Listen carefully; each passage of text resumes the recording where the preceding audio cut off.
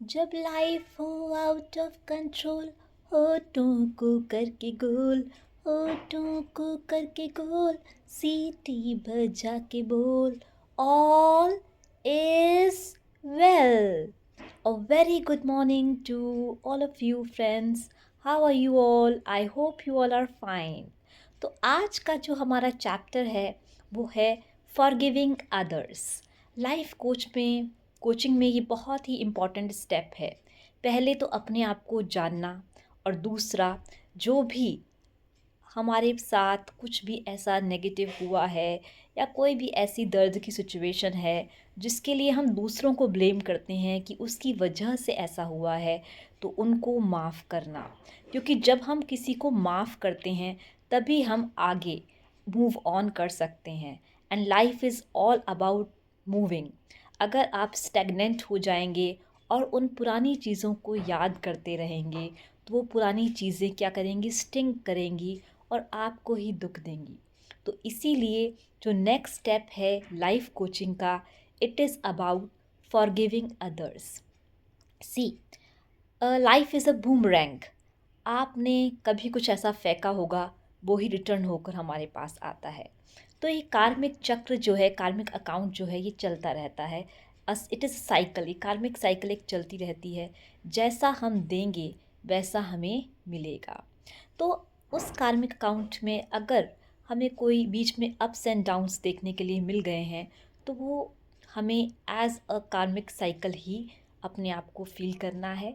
और उसके लिए मेडिटेशन बहुत ही पावरफुल टेक्निक है, जिसमें आप, अगर कोई भी ऐसी सिचुएशन है जिसमें आपको लगता है किसी ने मुझे बहुत बुरा कहा, तो अगर किसी ने आपके ऊपर कीचड़ फेंका तो आप कीचड़ मत लीजिए.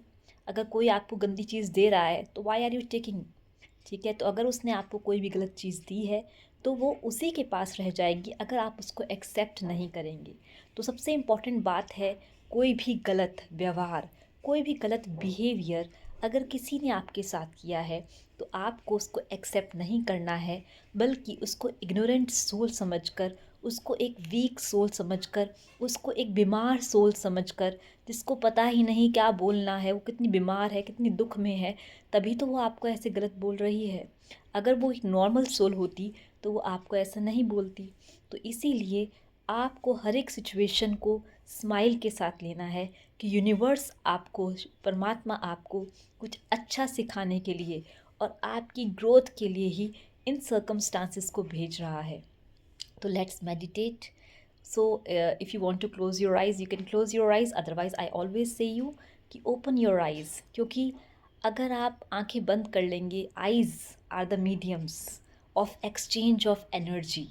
यही वो मीडियम है जिससे परमात्मा, आत्मा या किसी से भी आप बात करते हैं तो जो एक्सचेंज ऑफ एनर्जी होता है, it is all through eyes. तो अगर आप आंखें बंद कर देंगे तो आप यूनिवर्स से डायरेक्ट लाइट को नहीं कनेक्ट कर सकते हैं. तो please keep your eyes open और आप देखिए, सोचिए. जैसे आप नॉर्मल, अगर मैं आपसे कहती हूँ कि अपने घर के बारे में सोचिए या अपने किसी फ्रेंड के बारे में सोचिए, तो आप तुरंत, आपका माइंड वहाँ चला जाता है. तो मेडिटेशन भी वही है. तो आपने अपने आप को स्टार समझना है. I am a powerful soul. मैं एक बहुत सर्वशक्तिवान बाप की बच्ची, मास्टर सर्वशक्तिवान आत्मा हूँ.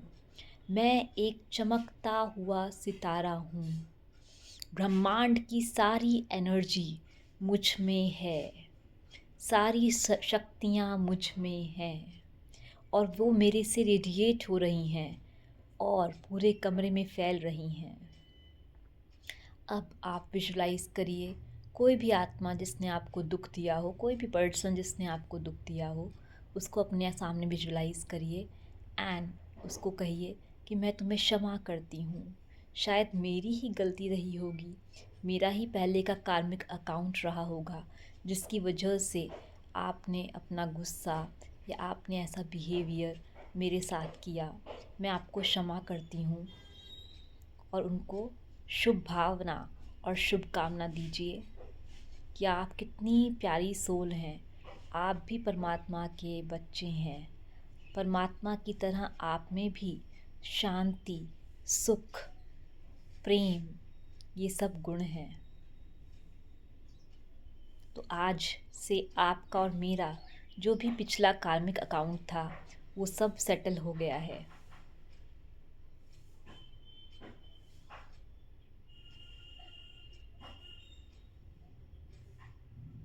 Thank you for understanding me. Now you have started understanding me. Thank you so much. तो इस तरीके से अगर आप मेडिटेशन करेंगे और उसको विजुलाइज करेंगे और उनको अच्छी भावना, शुभ भावना की रेडिएशंस देंगे, तो धीरे धीरे आपका वो जो कार्मिक अकाउंट है वो सेटल हो जाएगा और ultimately you will see the change in the scenario. तो आई होप आपको आज का सेशन अच्छा लगा हो। Thank you. Bye bye.